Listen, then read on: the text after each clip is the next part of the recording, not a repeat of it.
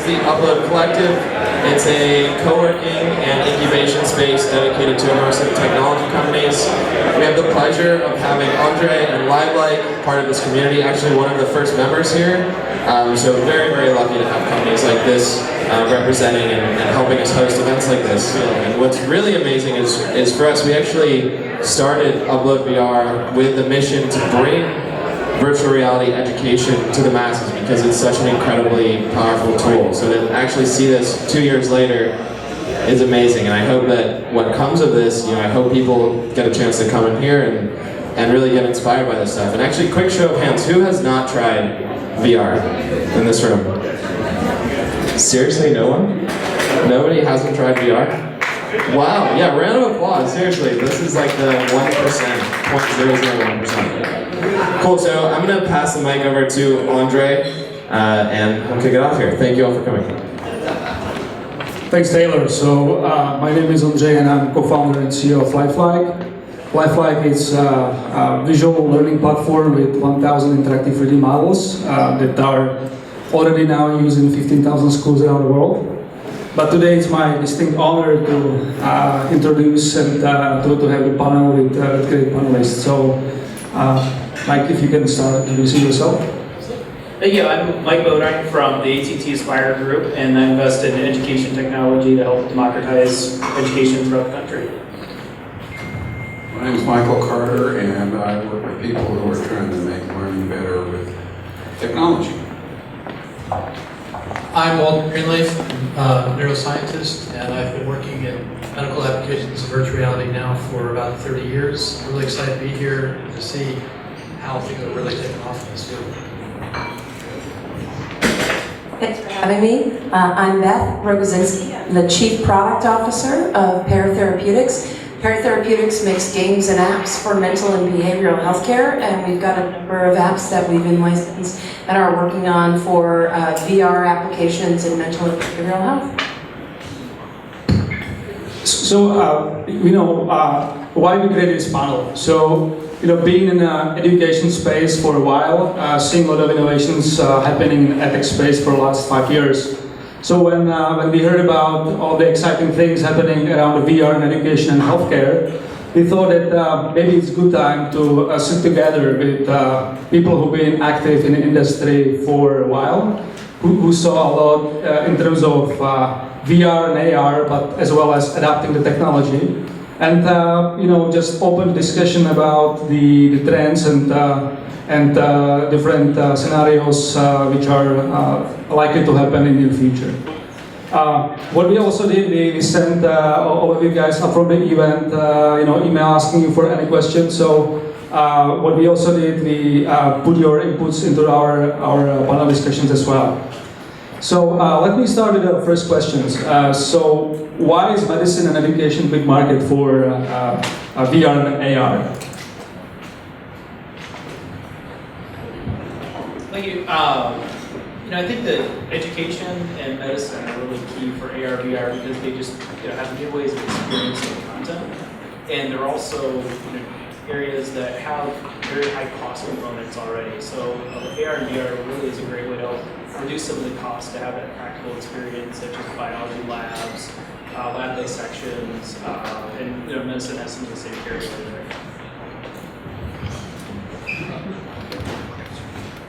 Well, education, because it's about engagement, and the more you're actually paying attention to what's happening, the more you like to learn. And whether you believe it or not, healthcare, medicine, is really a lot about training. And so the same applies. Well, virtual reality allows us to create experiences, and as Michael pointed out, experiences where we learn. In medicine, I truly believe that medicine is going to be one of the biggest verticals for virtual reality for a variety of reasons, which we can go into when we get into detail. But same premise, that if you want to, something prompt to medicine right now involve CNS and behavioral medicine. Let's try this one. And if you want to change someone's behavior, if you want to change someone's mood, if you want to change anything in the cognitive and behavioral health space, you need to be able to activate brain systems. And virtual reality in particular is very unique in that we can significantly give an experience and change behavior. So I think both of these markets are really incredible and going to be incredible drivers in VR because for a couple of reasons. You know, economically, they're two of the biggest markets in the U.S. and the world, and right. You know, as a GDP, we spend.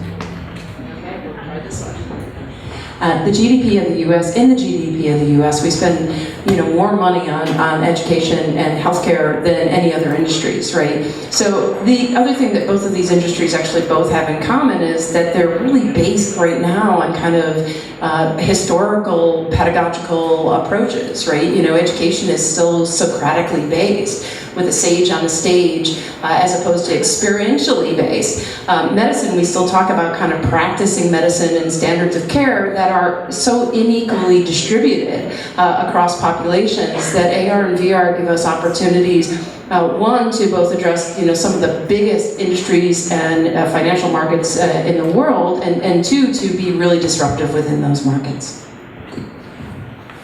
And I'll add one more thought. I think that because medicine is about to pivot to become more of a personalized point of care as opposed to the standard way of doing things, and because we're having a revolution with digital medicine, I think VR is really particularly poised to do that. I don't know if education's in a position to pivot yet or not, but maybe this can help catalyze that pivot. Education's behind on the data side. In other words, there are all these learning transactions that are now captured that teachers and principals and districts don't really know what to do with. And I don't think that's true of the medical industry. I think they're all over the data already. So that's a built-in delay. And when the average teacher understands the data they get back the way the average Zynga producer did, then we'll be caught up. And just one thought, listening to all of you very, very, very brilliant people, was also thinking of experimentation. You can't really experiment with a classroom of children, or you can, but most parents don't like that. Or you can also, it's very hard to experiment in medicine. So I think AR, VR is really gaining new grounds for us to be able to experiment in real time, provide that data in real areas that are able to get back to teachers, students, doctors, medicine. Talking about innovation, so who do you think, guys, are the key drivers of innovation in VR and AR? I'd like to say going forward, hopefully it's everybody in this room. Content, I think, is really, really key for the next step. Historically, I think it's been the hardware manufacturers at this point. Yeah, at Apple, 35 years ago, they had a big poster that said software sells hardware. Well, content is really what's going to sell the technology, because the technology is going to move forward no matter what anybody does, but nobody's going to tolerate the technology unless they have a really good reason to, and that's what the content's about. I think there also needs to be another evolution to the technology, both in the short term and in the long term. And there also needs to be a change in our cultural acceptance. Right now, to put something up on your head isolates you. And it's not quite the same with AR, but it does distract you. So I think we need to work on some of the basic heuristics of how to merge these different degrees of immersion into our pedagogy and into our world. So there needs to be a cultural shift too. And then also technology is not quite there yet. It's sort of the 300 baud modem days. And I think we can see what's going to happen. We can see that web page slowly load, and we know one day we're going to be able to book an airline ticket. But we're not quite there yet. And I think there's a risk that people are going to throw their Google Cardboard against the wall and storm off in huff unless we come up with adapted technology while we wait for Lifeliqe and other things to come through. I have to agree with what everybody has said. Content is king, and content will be the driving force. And so I imagine that we've got some of future innovators here in the room with us. I think that the hardware and equipment has come a long way, baby, and that's allowed us all to be here. Right, a $2 billion investment by Facebook has actually really kind of shaken the whole industry and gotten everybody really excited. That and the fact that we've got a Samsung headset, head-mounted displays that are going to be retailing at $30 is going to get us all a lot of distance out there. I think, the real driving force, though, is going to be the content and creating these experiences that take greatest advantage of the isolation and that VR allows, and that the in real world that the AR allows. So really it's going to be, I was talking with Andre earlier, it's the proscenium arch, right? In filmmaking, the first films were all shot in the proscenium arch of the theater, and it took 30 years till we got to a jump cut. It took a good long while. We're gonna go much faster than that, but we need to get to the jump cut.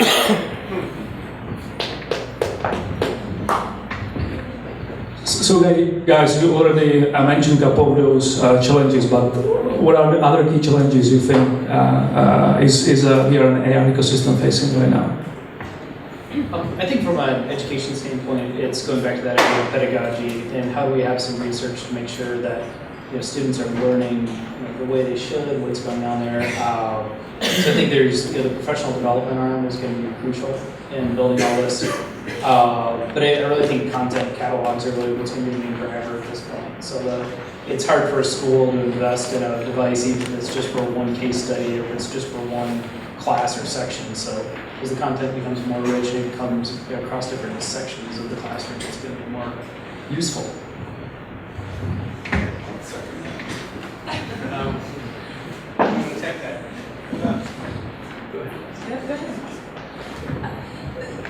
I'm with you on the content. Again, I just can't say enough about what the driving force the content is going to be. The challenge currently is that, a lot of the AR and VR that we have out there are kind of parlor tricks, right? And people will get tired and bored with that. It's really cool. We talk about throwing the Google cardboard against the wall. You'll hold on to it, it's cool, you maybe bring it out at parties, but what's the thing that you go back to every day? The average person on their mobile phone may have dozens and dozens of apps, but they use fewer than 10 in a day. So getting above the noise, finding that killer app, that killer content is really going to drive things. In medicine, of course, it's all about validation. And the good news is that using very expensive HMDs and very expensive computers, we have 30 or more years worth of fundamental research that tells us what approaches, what algorithms, what heuristics do work. So we have a foundation. The threat is, I think, that there's a lot of people that because you can develop a medical application outside of the laboratory now and bring it to the consumer directly, there's a thin line between health and wellness and the apps that we can do there and clinical care. And I'm a little bit worried that people won't respect that line appropriately and that there'll be a lot of very powerful medical products out there that haven't gone through the proper validation, the proper regulatory process. And that may not cause much harm, but it will cause, I think, the clinical community to back away and be very circumspect about it. So I'm hoping there's a pathway to, as we take the lessons learned from the last 30 years, build clinical applications on top of it, that we can do it in such a way that we get buy-in from the clinicians and from the patients. I think that's a really important point. In our field, in the medical field, the clinical validation is actually going to be a really huge challenge. We're actually preparing to submit an app to the FDA. So software as a medical device is going to the FDA. And people that don't do that, and we've got random clinical trials behind us. People that don't do that, docs don't know which apps to recommend, patients don't know which ones to use and to take. And there's a lot of confusion. And we've seen actually even just this year that the FTC has been fining digital game companies. Lumosity was originally fined $50 million, and it was reduced to a $2 million fine for false data and false claims that they were making. So there's going to be a challenge for those of us in the room who want to make content especially in the health and education space, of how do you get above the noise, how do you get the validation that you need, and the true uptake that you need, and then to be able to propagate that through your distribution system so that you can get users coming in and using your content.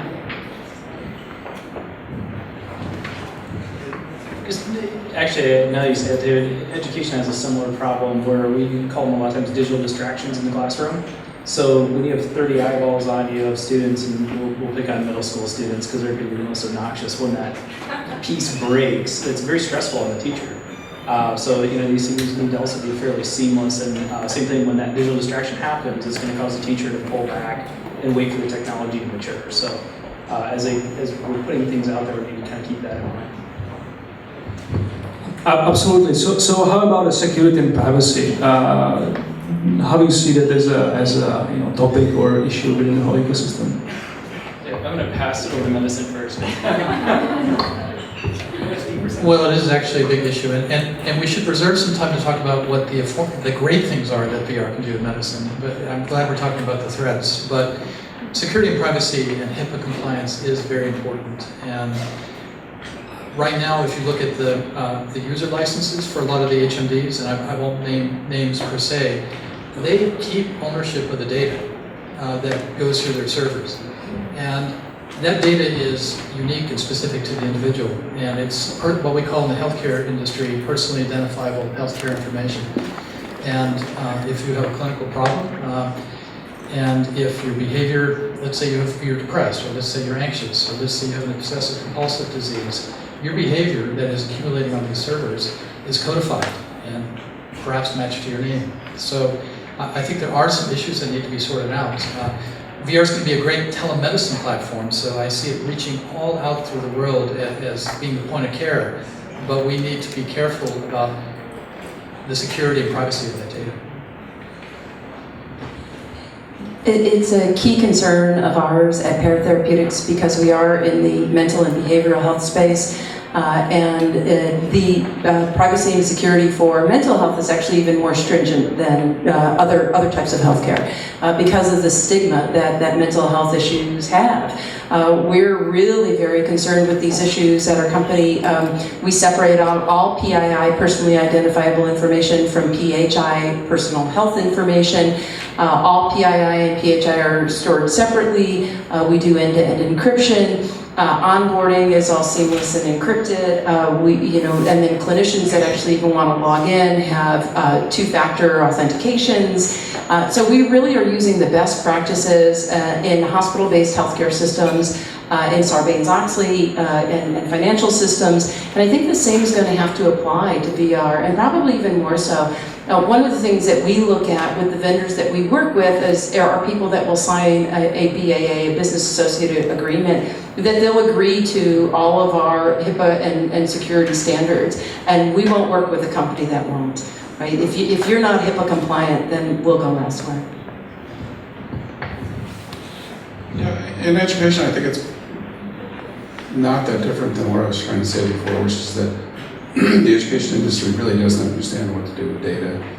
And my friend Mimi Ito likes to say, I'm an ethno, not a quant, meaning I'm an ethnographer, I'm a qualitative scientist, not a social scientist, not a formal statistical scientist. But I think teachers are too. Teachers are used to watching kids and inferring what's going on, what is not going on. So giving them a whole lot of data, I find I work with a lot of folks that make dashboards, and I can't tell you how many ugly, stupid, incomprehensible dashboards ed tech companies make, thinking that it's going to say something to parents or teachers.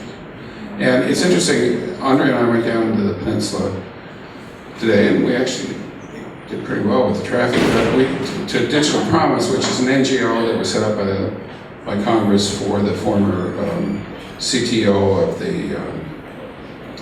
the U.S. Department of Education. She did the original 2012 Strategic Technology Plan for K-12. And her crusade now is to give the data to the students. That from her point of view, whatever we learn, and believe me, there's a lot of stuff. I mean, when Alan and I were thinking about literacy for young kids on iPads, we went down to SRI and looked at their eye tracking thing. what happens when a kid hits a word that they don't know? What do they look for in order to deduce what that word, how to parse that word? Is it morphological family? Is it conceptual things? So there are going to be lots more data captured on students each new day. And I agree with Karen that it's really more about using it to orient the kid, to give the kid incentives to learn this or that, to know what they can do next and what they probably can't leap towards.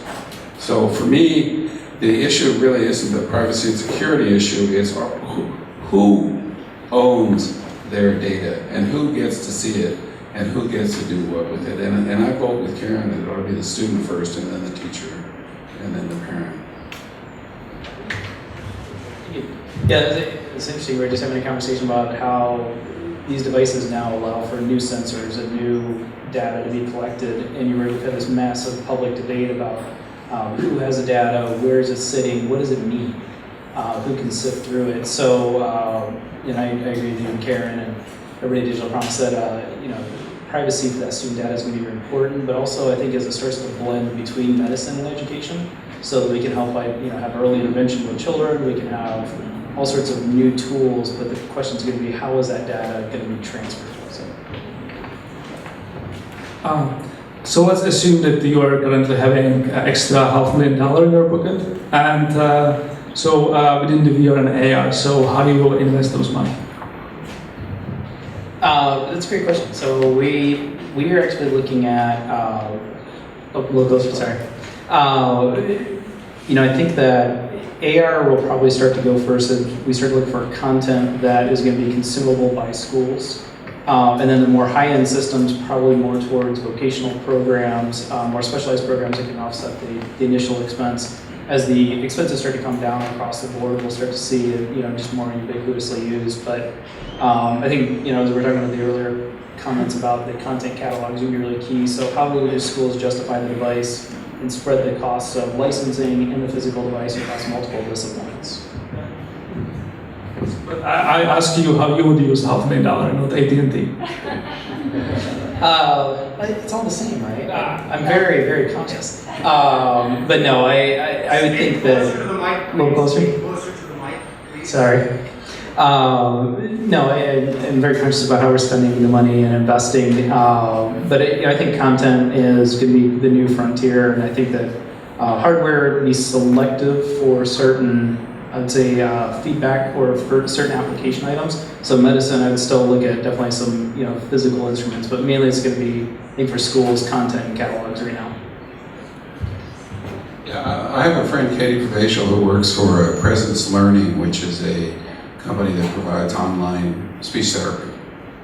And when Katie was at Apple 20 years ago, she referred to the Apple Multimedia Lab, which is based here in the city, as the neat shit lab, because they were doing all these really great conceptual things about what it was going to be like 20 years from now. So they did an AR thing called Nile Navigator, where you held up your iPad and you pointed it at the pyramid, and you saw all sorts of things about the pyramid. You could see its inside, you could see its history and so forth. That was literally 20 years ago.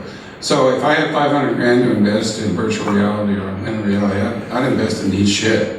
Really good content that's really going to engage people, and it's going to become more and more powerful as the technology evolves. Well, I would definitely focus on medicine because that's what I know and love. And within that, there's a huge spectrum. We have products already out there that are doing surgical training, surgical simulation.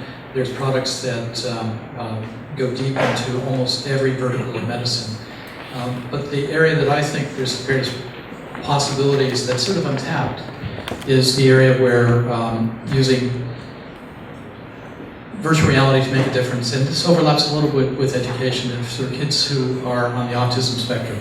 We can slow down the speed of the world, we can exaggerate facial expressions and nonverbal communication, and it's been shown to make a big difference. So I would look at that. And the other area that nobody seems to be going after, which I think is huge, and has both a wellness and a clinical side, is addictions. Virtual environments have been shown to help people learn refusal skills, to learn emotional regulation skills, to build situational confidence, and fluidity about their health issues. it's a big opportunity, and when I look at the spectrum of where there's a lot of startups, and there are a lot of startups, nobody seems to be going after that one particular area, and that's where I would focus on, because I think it has high value and crosses over to other areas of behavioral medicine. I couldn't agree more with all of my fellow panelists here. So who here thinks it would be content? Yeah, absolutely. Just to offer a little bit of a different spin on it, I was said earlier that content is king. I think one of the things that would be really cool in a VR and something that I would invest in would be like a sandbox approach to content, right? How do we make Minecraft for VR? How do we engage kids at that level? How do we create personalized medicine so that people can actually go into a VR environment and create the trigger that actually triggers my addiction, right? The thing that causes my panic attack when I'm out there.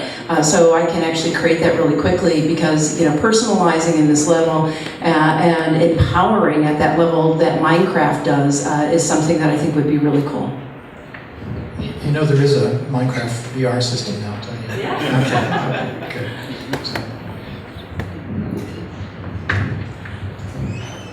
So for a couple of next question, I want to have like a little bit separate tracks. The first one will go more into the healthcare, the second into the education.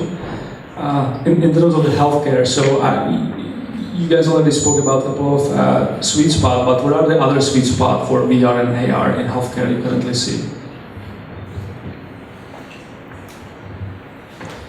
Well, it's interesting.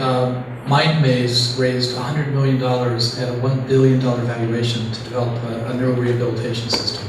So I think I'm very pleased to see this because I would have said that rehabilitation, because of its necessity to involve capturing movement, would have been a difficult problem to solve, and I would say that's going to happen further down. So, and there's also Reflection Health has raised I think about $20 million to go after the same area. So rehabilitation is already catalyzed and moving forward. I think some other sweet spots, in general, I think behavioral medicine. I think it's the most expensive part of our healthcare system, and it's the part where we can, by leveraging the fact that we can have an experience to change people's behavior, not just on the clinical side, but on the exercise and the wellness side, and better nutrition. I think that behavioral medicine is the area that I think is a sweet spot. And healthcare, even though it's a huge market, is also in a crisis, especially with an aging population. So I think any aspect of healthcare using VR that addresses the needs of the aging population worldwide and chronic disease management, because those are the areas that is so expensive and it's going to bankrupt our country and other countries in about 10 or 15 years, especially when it comes to neurodegenerative disease, if we don't come up with solutions. So I think there's a great opportunity because of the way the technology maps to the problem, but there's also an acute need. Yeah, I agree completely too. So absolutely, at Pear Therapeutics, we're focused on mental and behavioral health. We have 14 patents that cover drug software combinations around mental and behavioral health. So it really is our primary focus. I would just augment what Walter was saying with a focus on mental health and any aspect of health that takes advantage of the neuroplasticity, right? Behavioral health does this, biofeedback systems would do this, but 1 in 4 adults between the ages of 18 and 70 will suffer from either debilitating depression or anxiety disorders in his or her lifetime. That's 25% of the US population that will experience this. These are people that are unserved or underserved, let alone a standard of care that goes out there. Mental and behavioral health issues are often comorbid or predecessors to other types of health issues like obesity and diabetes, COPD, addiction disorders, and the like. So we really see, AR and VR having a great opportunity to address really this unmet need of mental and behavioral health.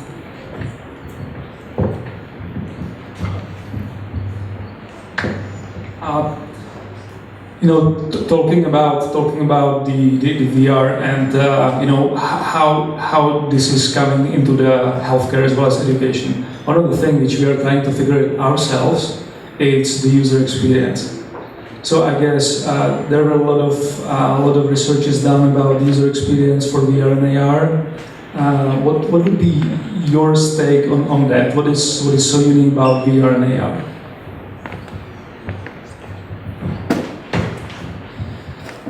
The fact that you can put yourself in someone else's shoes, that you can have a first person or a third person point of view, the fact that you can slow down and speed up the speed of the world, the fact that it becomes an experience, and again in medicine we can leverage the fact that by activating the novelty and the other reward systems in our brain, we can reinforce behavior. I think what's really unique is that it's a powerful tool to create a variety of experiences that are memorable and change. And that's a very powerful tool that we really haven't had. You know, you can read something, you can watch something on TV, you can talk to someone about something. There's a whole different spectrum of engagement, but nothing compares to the level of engagement, including social, that we can do in a virtual environment, because we have so many tricks up our sleeves to engage the user. But we have to remember that it is a user experience, and we have to keep in mind, you know, how do we bring in social interactions in a way that isn't robotic? How do we leverage the power of the environment? And we haven't figured this all out. You know, people are still as pointed out, looking at the Cartesian plane or the three-act sequence of telling a story. Now we can look at a story from any point of view, any time. How do we change how we convey information to the user when the heuristics of how we're used to looking at information have completely changed? I agree. I mentioned earlier about, the jump cut, and what VR brings us is the opportunity to see the world from Goldenkrantz and Guildenstern, right? That we from a transmedia perspective, we can cut the story in any angle and see it from that view. I think there's two other things that I would say about it that bring huge power, and humbled to say this in front of a PhD neuroscientist who works with me at Pear, but also has run the Center on Longevity at Stanford. But VR and AR, like gaming systems, but even more so, offer short-term rewards and feedback to people that they're not getting in real world, right? So if you choose the carrot over the cookie, that's a long-term reward system. The cookie actually has its own rewards, right? It's sugar and fat. It feels good, it tastes good, and we can use these systems to provide the kind of feedback that actually release endorphins and dopamine into the brain, and this kind of fast feedback system. I think the other thing that Walter kind of alluded to is that we've got these mirror neurons, right? I can imagine shooting a basket from a three-point line, and then I'm going to hit it again and again. And what research has shown is that this actually improves my game, right? Imagine, though, that I'm in this immersive world where I'm shooting this again and again, or practicing saying no to taking drugs, or calming myself down from an anxiety attack. When I'm out in the real world, this is actually going to stick with me a whole lot more. So if you are today talking about VR, so in minds of most of us, we are thinking about some kind of like the glasses. But what do you guys see exciting in terms of the hand controllers happening right now? A big part of immersion is the kinesthetic aspect and proprioceptive aspect of having your hands and your legs and your body in virtual environments. And there's actually, what breaks immersion is when there's a disconnect between your vestibular system and what you're seeing. So as we get better at putting our hands and our fingers and our body into virtual environments, we'll get better engagement, better involvement. But we're not quite there yet. The Vive system is very precise.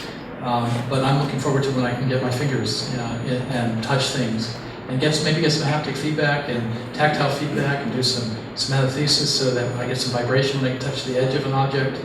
So the technology will evolve, but we're not quite there with putting our bodies in the virtual environment just yet. I just couldn't agree more. I think that what we're going to see is an evolution from game controllers, because this is what people know, right? This is the horseless carriage, to haptics and haptic gloves, to perceptual computing, and then very lightweight suits. We'll see some sort of merger between what we get with an Xbox Kinect, where I can just act out there in the world and get some sort of haptic and proprioceptive feedback. And I want to say one thing regarding education. We talked a little bit about mirror neurons and point of view. Empathy is one of the things that we really can get going in a virtual environment. And I think in terms of education, that's a very powerful tool. And I think VR and AR are particularly useful for helping people learn empathy and taking a look at things from other vantage points. Yeah, and one of the things that's fundamentally different about this generation of learners, or these generation of learners, and my generation of learners is construction of knowledge is much more social than it ever was. You know, peer review in the Royal Society of London in 1600 meant a bunch of other parts read your article before you could present it at a conference, or you could put it in a thing. Peer review now, I got twins, right? So peer review now is you ask your buddy whether the teacher has her head up the ass or not. So my daughters don't go to Wikipedia for information, they text their friends. So when you can create that kind of social network in a virtual reality, and then the empathy kicks in, and basically you are creating the world together. You're constructing your collective knowledge together. And maybe let's spend more time on education right now. So where do you see the product market fit for VR and AR in education? It's a great question. I think that we'll initially see, a rapid adoption probably in the high school area first. Then I think as we start to have some more of the tactile feedbacks, we may see it also in vocational programs in medicine.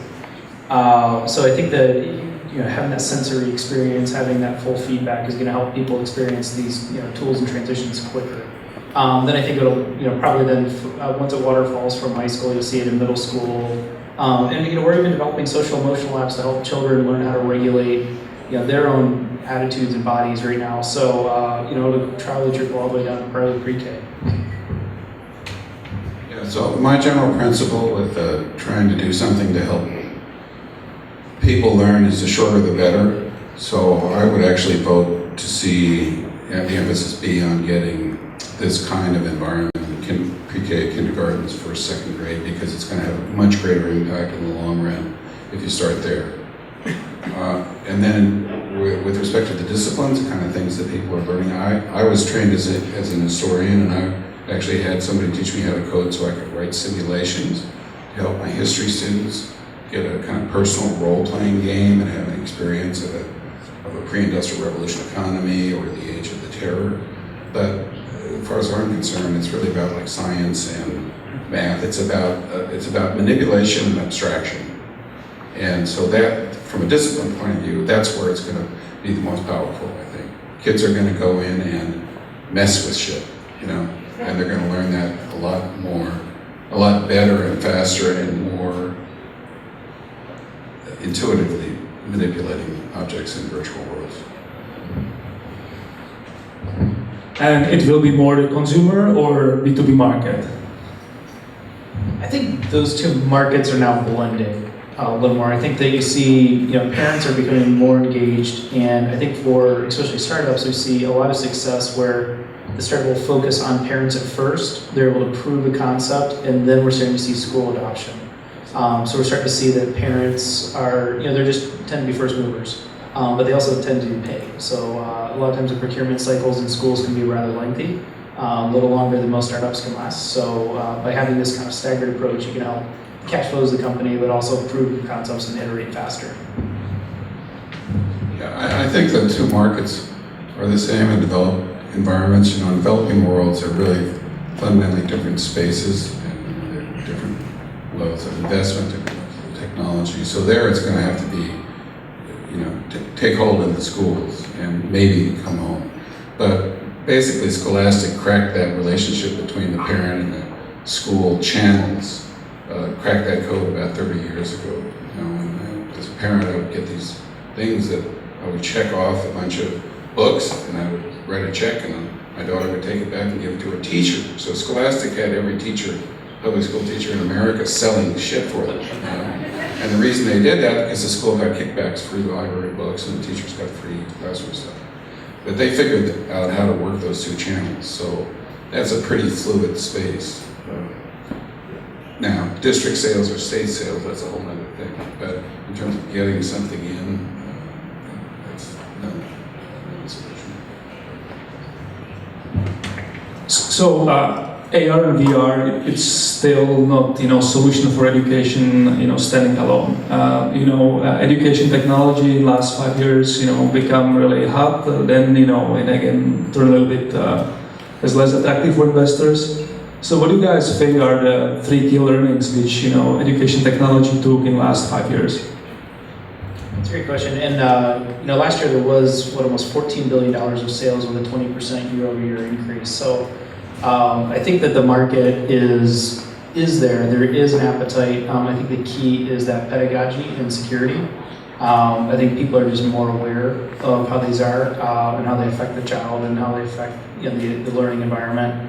I think though you're also right that people are going to stay away from the whiz-bang idea. They really want to see that it is grounded in actual learnings. They want to see that it's something that isn't going to cause that digital distraction for the child, and it's going to be something that is safe for the child to have. Yeah, so I think there's 2 things. There's outcomes. I have a good friend, Tom Greaves, who said, if you want to think about improving learning, go talk to teachers and look at the tests and find out what the 5 hardest things are for kids to learn, and you can find that out by how much money's put into remedial stuff. And those are the problems that you should solve. So that's one thing. Outcomes. You've got to look at the right outcomes for the technology. I don't give a shit about the technology's cool. I want to know how it's going to change those outcomes. The second thing is teachers. And I believe that teachers are the busiest people in the world. And I don't know if there are any teachers here tonight, but if you are, that's great, because probably you should be home preparing your lesson plans, and you just felt you had to do this because it's an extra thing. So you're still doing the lesson plan, but you did this because you want to think about how things are going to be different. So I really believe that any technology is going to be adopted in schools in the United States, if and only if it either saves the teacher time because she doesn't have to do something that she doesn't really want to do, and it takes a lot of time. So grading is one of those things, And the only other reason why a teacher is going to adopt a new thing is that it lets her do something that she's always wanted to do, but she didn't really have a way to do that. And that's where the kind of virtual reality comes in, and the immersion. She couldn't take her kids to the New York Museum. She couldn't take her kids to Gettysburg. Now she can. So that's way cool. And so she'll adopt that because she's always wanted to have her kids go to Gettysburg, and now she can. So I think those are the 2 things for me: outcomes and things that make teachers feel like what they're doing is more efficient and more effective. Thank you. So I guess my last question before we will take a Q&A. So teachers, technology should replace teachers because this is obsolete part of the value chain, obsolete job, or technology should help teachers. What would be your thoughts about it? Yeah, we mainly focus on finding the right tools for the right teachers and the right students, and we also broaden the age of students, so not just traditional, but any lifelong learner. These tools do need to be something that are constructive for teachers to still lead. Teachers are still a crucial part. It's just how we're actually making. That's good. How we're actually conveying that knowledge may be different or more engaging or different areas for the students. Yeah, I think the ideal teacher is, the mentor, the Emile from Rousseau, the kind of one-on-one thing, and there's actually a lot of statistical evidence or research that demonstrates that kids who have a personal mentor learn more than people that have shared that teacher with another 10 or 20 or 30 kids. But that's not really the issue. I think the issue is whether you're trying to build teaching machines or you're trying to improve learning. And if you're trying to improve learning, it's really always helpful to have somebody who's paying attention and knows what they're doing and can help the kid learn. So I'm not really interested in replacing the teachers with teaching machines, and I'm not interested in technology that's going to make the teacher feel like they have no role in the learning experience, because I've seen technologies come and go, and they're, I mean, no offense, but they're just not that smart, and they're getting smarter, but I ain't holding my breath for when I'm going to turn my grandchildren over to some machine. We all go back to Skinner. Just one thing back to, I think that schools are also recognizing this, and we're starting to see a flip in the procurement models. So the teachers actually do have some budget, more and more increasingly, to purchase software. So I think for entrepreneurs, engaging the teachers both inside Silicon Valley, but increasingly outside Silicon Valley, to make sure that it's a product that will be used in other schools. I think it will help you gain traction. I think it's also, it'll help gain traction, it'll help gain sales. But I think also teachers are, being seen more and more as that subject matter expert, and not just an administration pushing down products for teachers to use. I do have one big data fun story for education. One of the projects we did at the Stanford Virtual Human Interaction Lab was we looked at learning dyads, teachers and students, and we studied their movement, their body language, their nonverbal communication, and using machine language analysis of the data, machine learning, we were able to determine which were going to be the predictive model for the successful learners and teacher pairs. So one of the things that's going to come out of using virtual environments to do assessments, not just of what works for the student, but what's the best pedagogy for specific teachers working with specific students, and what's the best match. So there's a lot of data that's going to drive improvements for everything we do.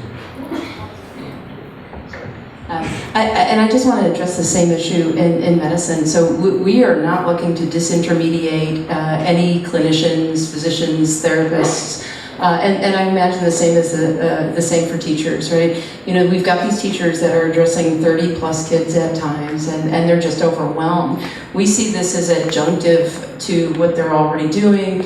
And in medicine in particular, there certainly are, what we call deserts of care, especially in mental health, right? I joke with our investors and other folks that you can't throw a rock and not hit a therapist in San Francisco, but not the same in Alabama, people, right? And so there are huge areas of our country where people just cannot see a psychiatrist or a therapist, and let alone Alabama, Susanville, California, Turlock, and these other areas. So I think really the tools are best served and best used as adjuncts to these people who are experts.